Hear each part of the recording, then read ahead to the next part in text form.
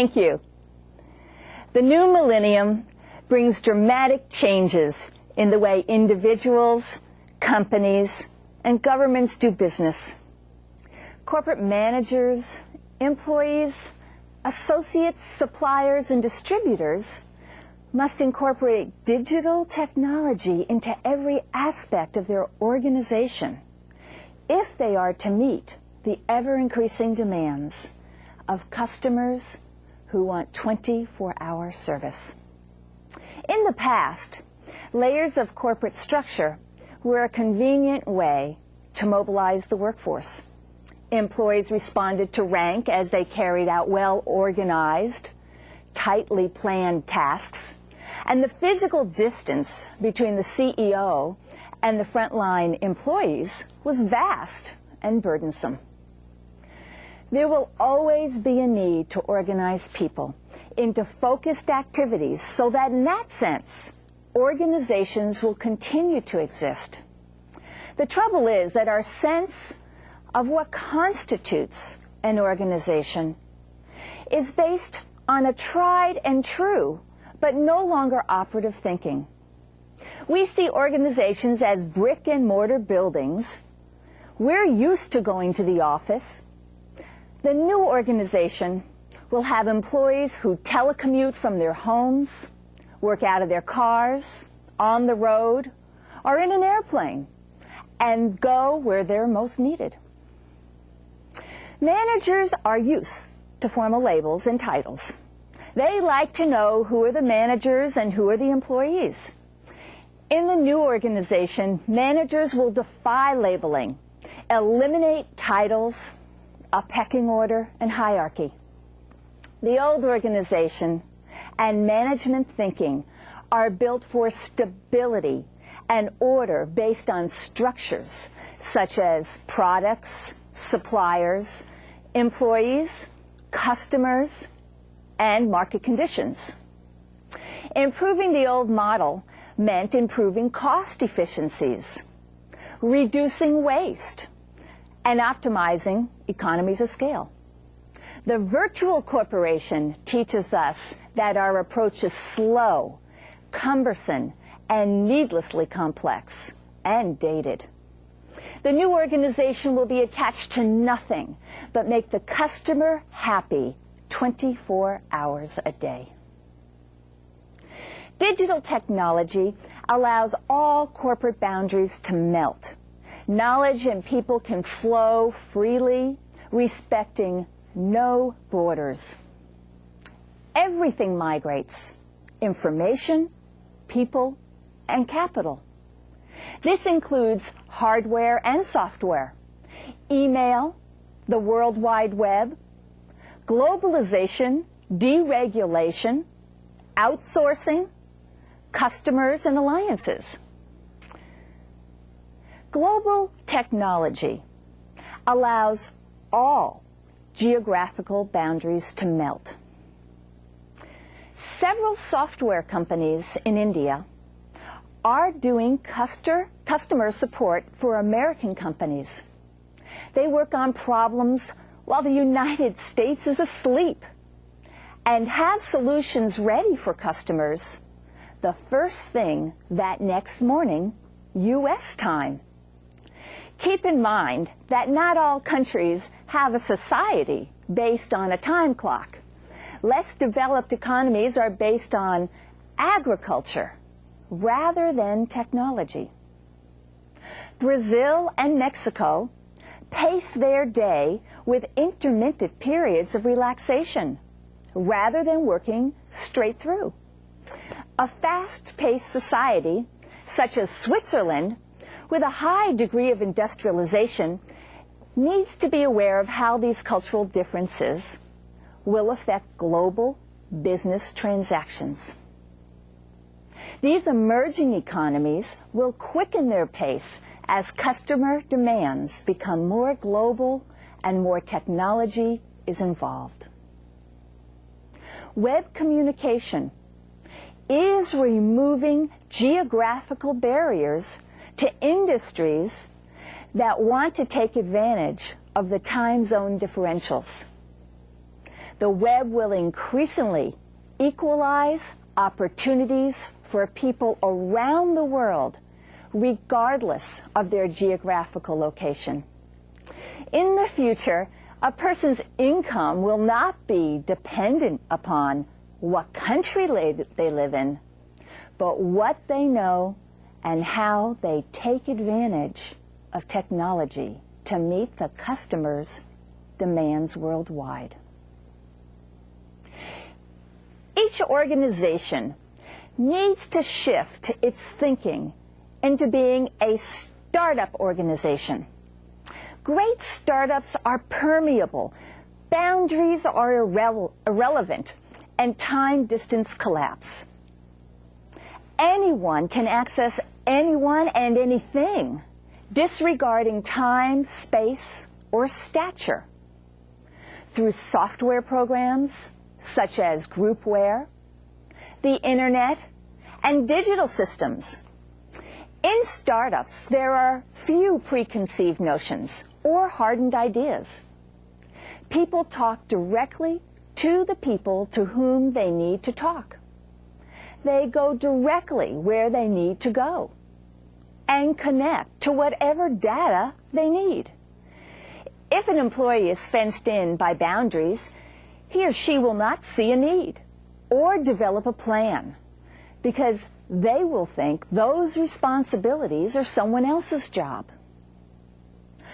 Permeability, that is, the utilization of brain power, the sharing of expertise and learning from each other's skills, is the road to productivity. By allowing people to express fresh ideas, you will have fresh and productive results. Sun Microsystems has developed an open environment that creates intellectual fermentation that fuels over 2 million in-house emails, messages per day.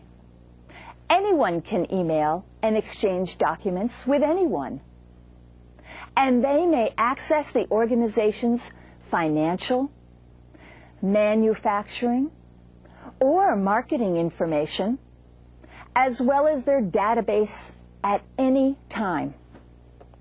They can hunt down any piece of knowledge or find out who knows what by using an in-house electronic knowledge network or electronic yellow pages by just pointing and clicking a browser. This permeable environment captures the imagination of the best and the brightest talent. This is why Sun Microsystems leads the high-tech battleground. Organizations like Ford, IBM, and Caterpillar have created a network of scientists and engineers in separate locales who work in real time together on project development and design via televiewers, video conferencing, shared computer displays and digital whiteboards, and electronic notebooks and synchronized web browsers. Today's manager wants to create a center without walls in which the nation's researchers can perform without regard to geographical location, interacting with colleagues, accessing instrumentation and resources and information in digital libraries. The measure of an organization's success will be its results and how the organization meets customer demands. The future's not based on organizational assets that are bolted to the ground.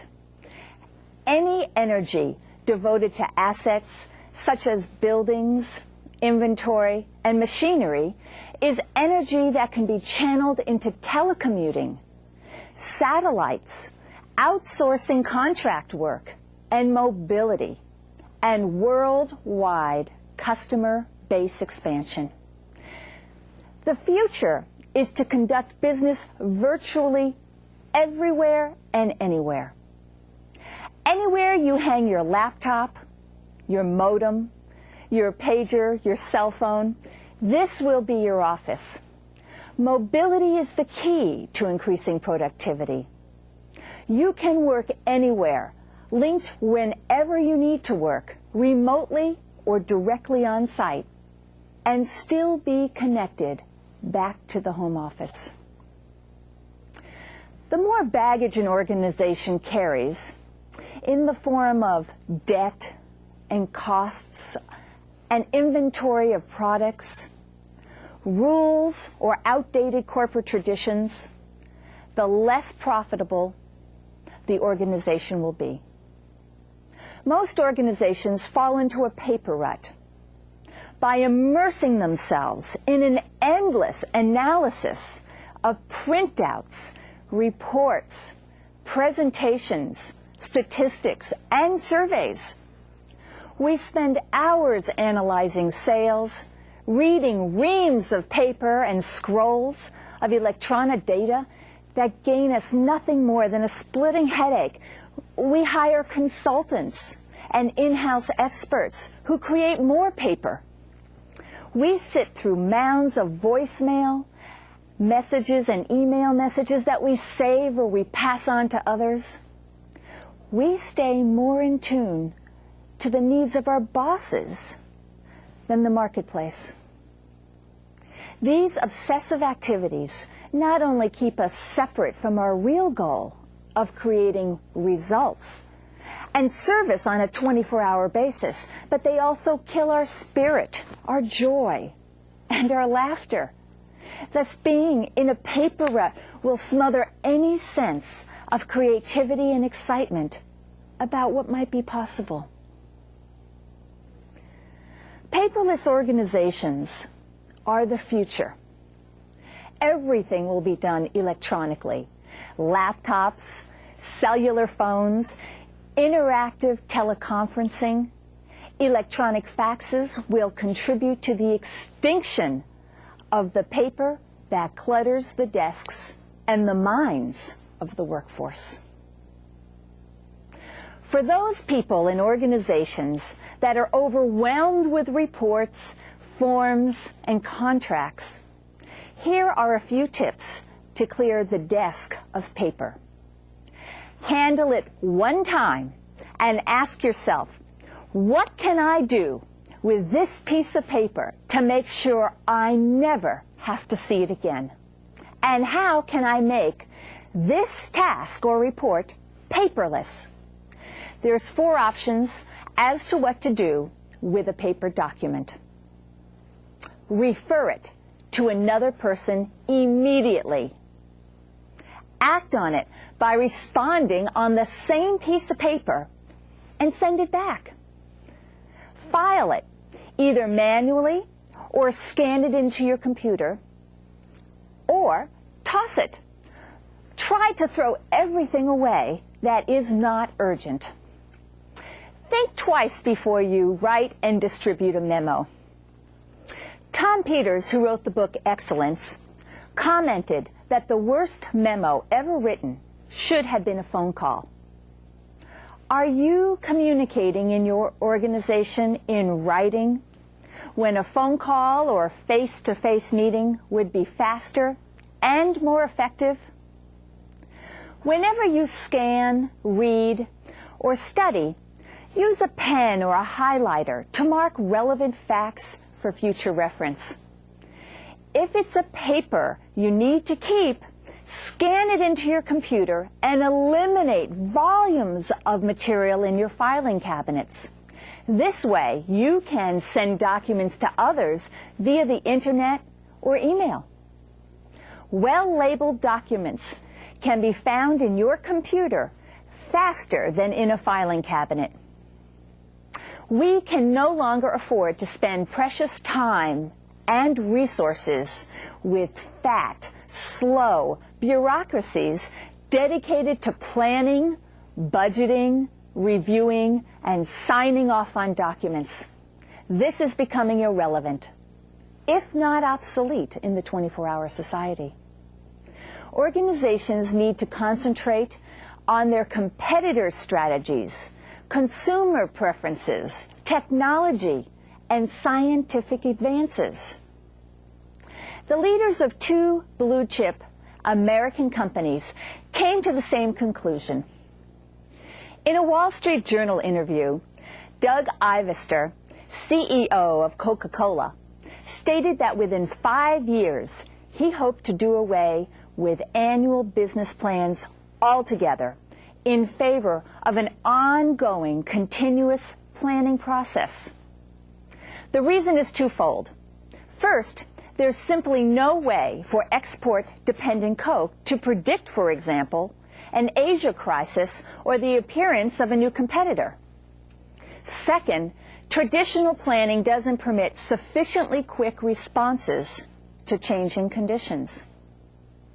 The conventional planning process hopelessly bogs down an organization's ability to respond to change. Instead, successful post-year 2000 organizations of 2 people or 200,000 people are interlocking alliances working anytime, anywhere to add new value. Productivity will be enhanced when people collaborate with a common purpose, consolidating minds and energy to create something new and often temporary.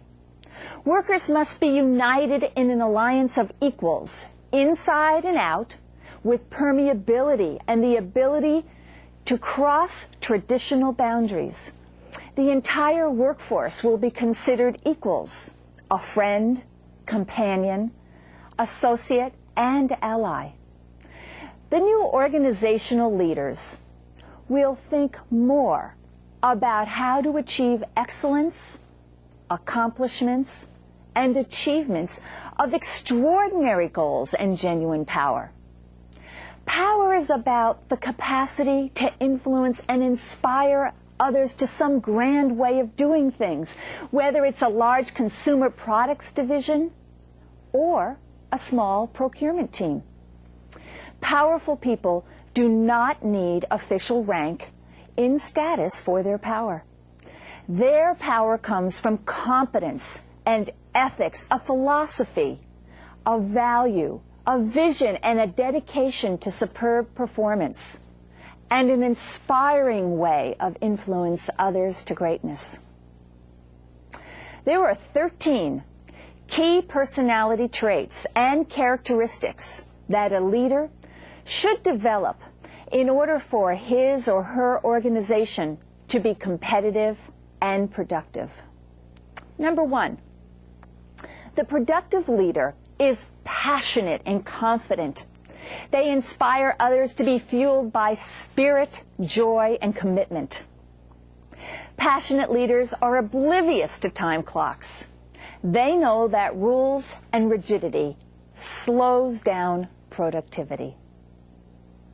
Number 2, the productive leader is resourceful. They create an environment that is full of resources and views learning as strategically vital and personally attractive. Forward-thinking management will provide these people with a constant supply of training and education opportunities in order to grow. The new leader will demand and expect everyone to initiate his or her own learning. Employees are expected to grow in their own expertise and to share what they learn with others, whether face-to-face or an email or on the internet, so that the whole organization grows.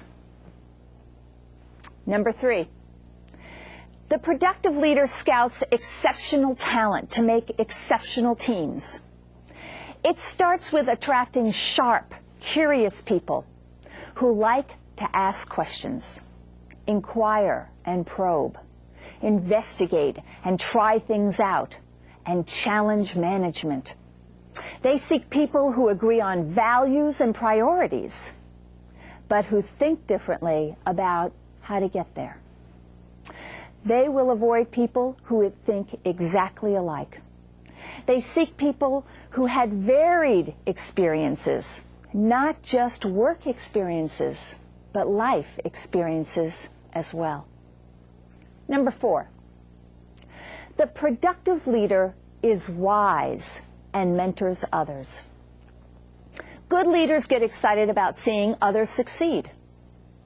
The real excitement is in our organizations, is watching people grow.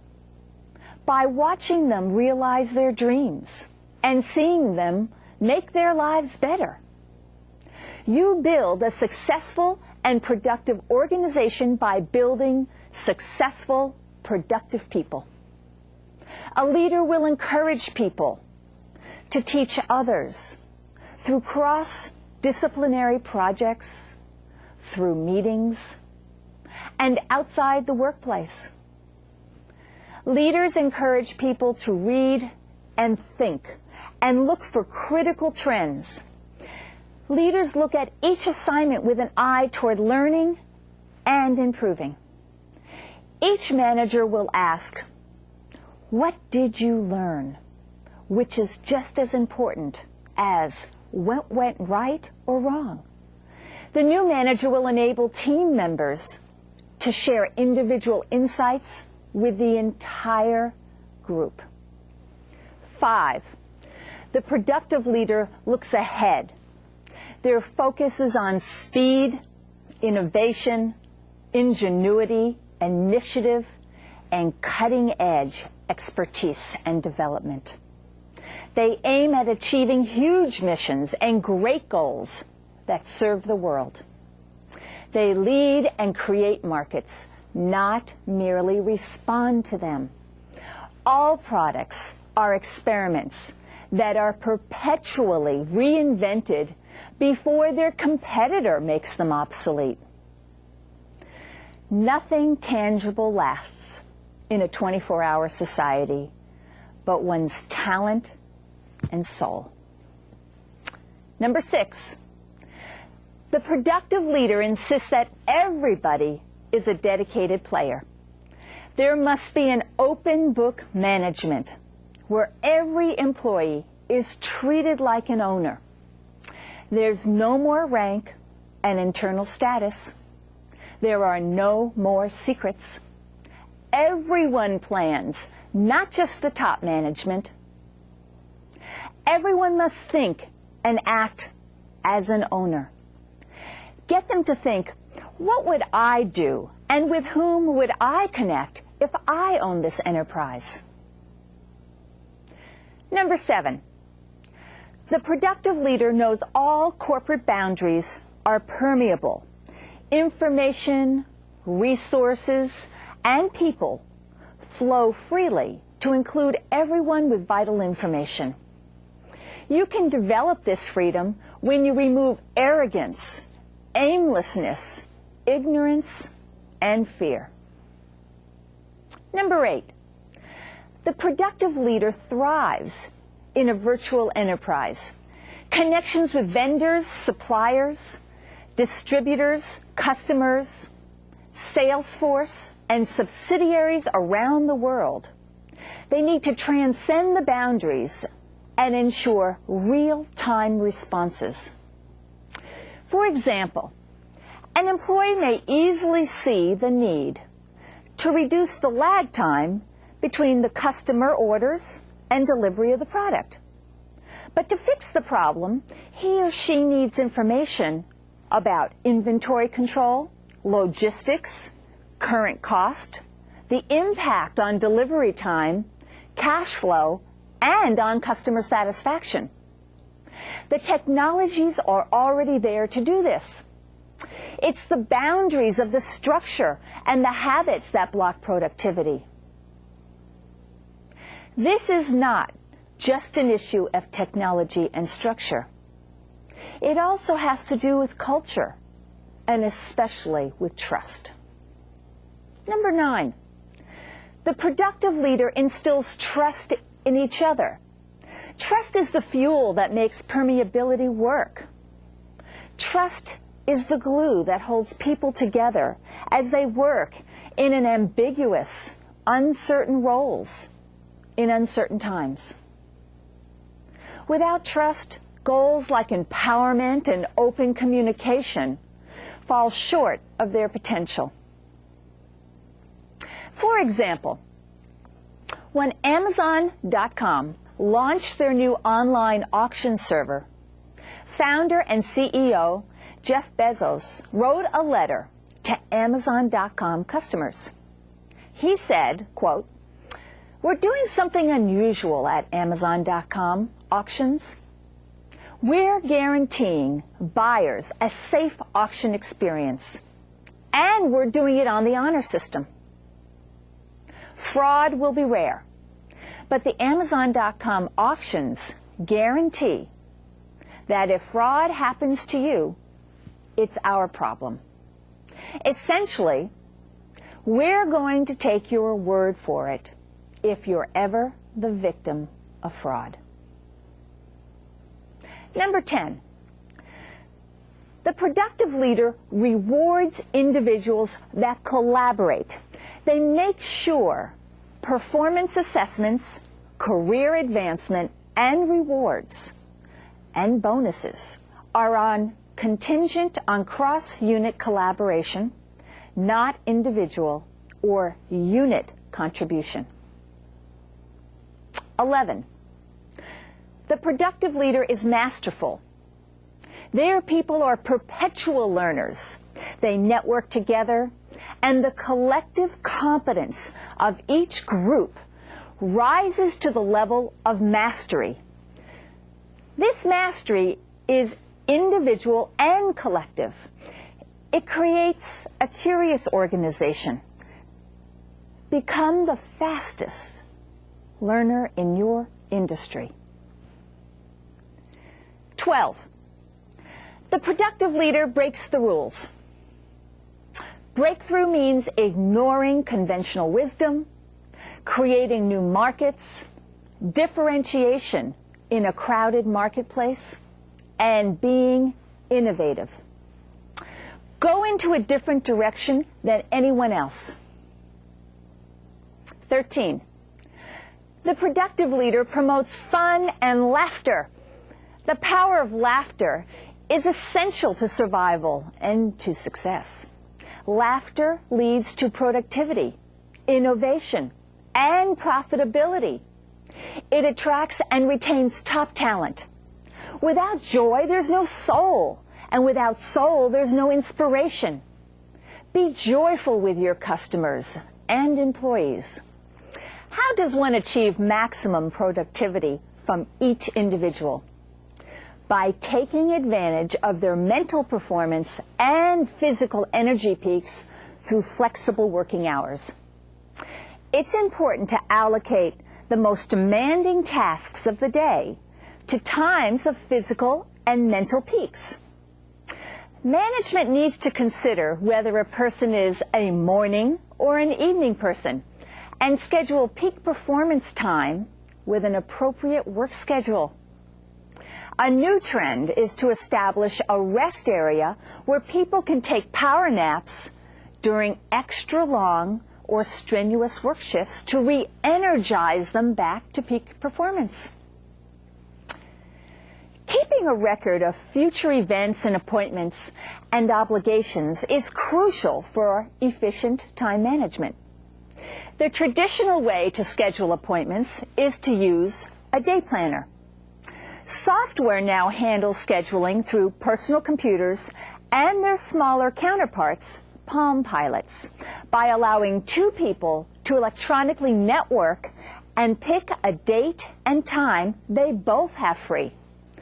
These schedules can be accessed and downloaded into associates, secretaries, and bosses' scheduling programs. How well do you manage your time? Take this quiz and find out. I will read each question, and you should write down the answer in the designated space of your participant's manual. Your answers to the questions should be based on the following frequency scale, which is also included in your manual.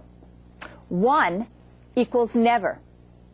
2 equals sometimes, 3 equals often, and 4 equals always.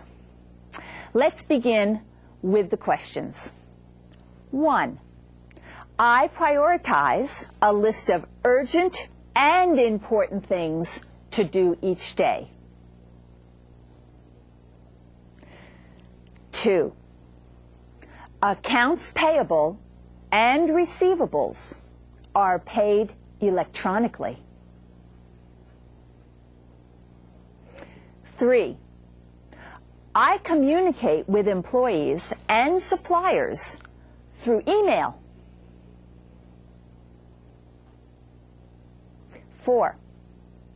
The meetings I attend are creative and inspirational as well as productive. 5. I have my assistant open, screen, and handle my mail before it arrives on my desk. 6. I tear out and scan any relevant newspapers and magazine articles and throw out the rest. 7. I make sure all the financial information is digitized so the numbers can be manipulated. 8. I use faxes and email instead of the postal service. 9. I use voice recognition, word processing programs instead of typing documents. 10. I decrease interruptions by reserving certain hours for visits from colleagues. 11. I use teleconferencing instead of traveling to distant locations. 12. I schedule uninterrupted strategic thinking time daily. 13. My assistant screens my telephone calls and takes